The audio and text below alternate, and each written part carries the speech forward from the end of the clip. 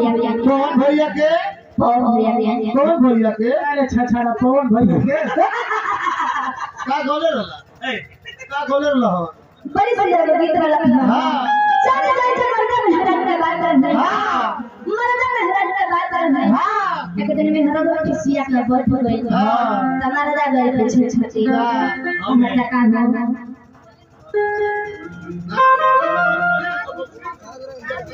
आई तो भाव में आई देखाती भाव की का बाबू को कंप्यूटर में भले घा लगे कैंसर खेला है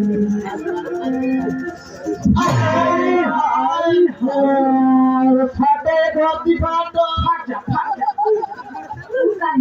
धरती पे बड़ा पाप होता यहाँ बात होता नहीं बाप देखो लेके जा धरती पर खेल मरदा बनावे खातिर को हटा का हो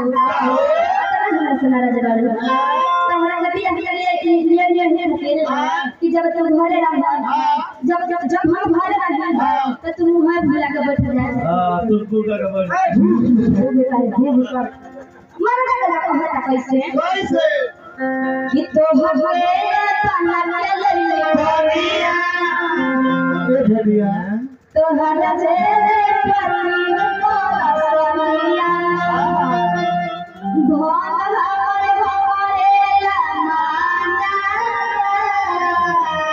खाली हमारे मानो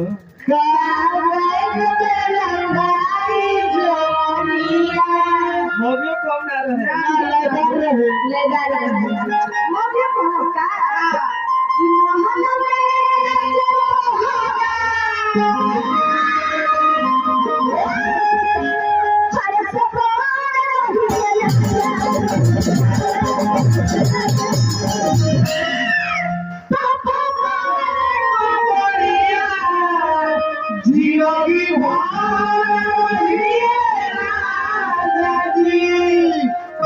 गणेश जी ये बार बका